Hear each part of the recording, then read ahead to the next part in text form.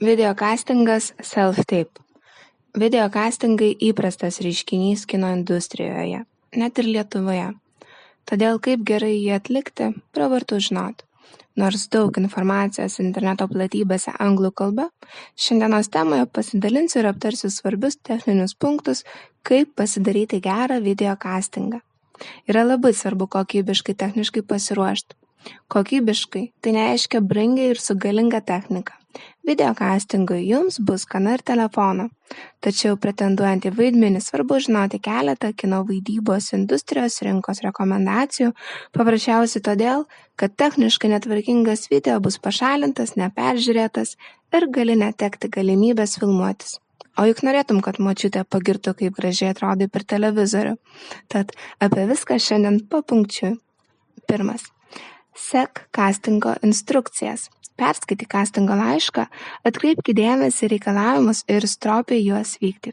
Nes jie ne šiaip savo atsiųsti, tad jeigu nori pretenduoti rolę, pasistenk vykdyti viską, ko tavęs prašo, iš techninės ir vaidybinės dalies. 2. Videokastingui pasirink neutralų foną. Interjero detalės ir originalumas bei spalvų paletė neturi traukti dėmesį nuo vaidinančio žmogaus veido.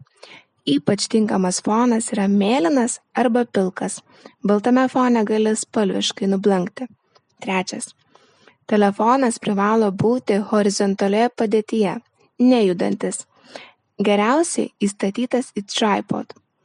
Tikiu, kad bent vienas klausantis žmogus šios patarimus yra daręs kastingą namuose ir prašęs, kad telefoną palaikytų tėtis ar draugas. Tikriausiai buvo neblogas debato ir zoominimo šedevras. Nedaryk tokio kastingo. Nebent tavo tėtis DOP ir žino, kas yra self-tape. 4. Telefono kamera turi būti akių lygyje. 5. Gerai apšviestas veidas.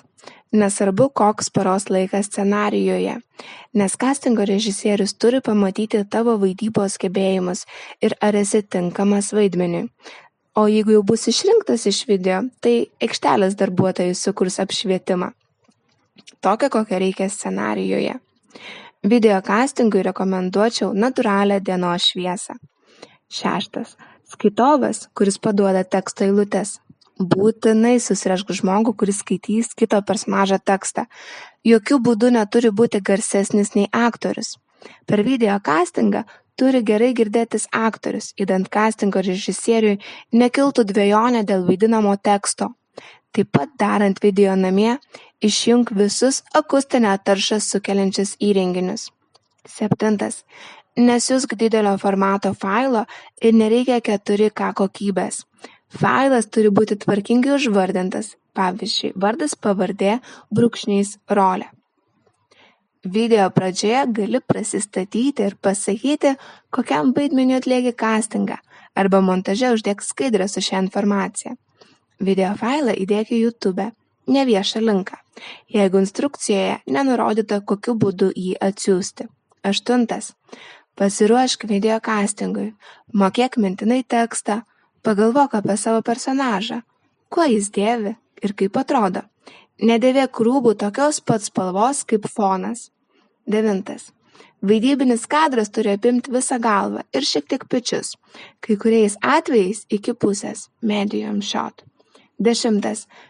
Nesiųsk bet kokio failo. Jei suklydai, padaryk jį tokį, kad būtų įdomu į tave žiūrėti. Ir nežiūrėk tiesiai į kamerą. Žiūrėk į tau skaitantį žmogų.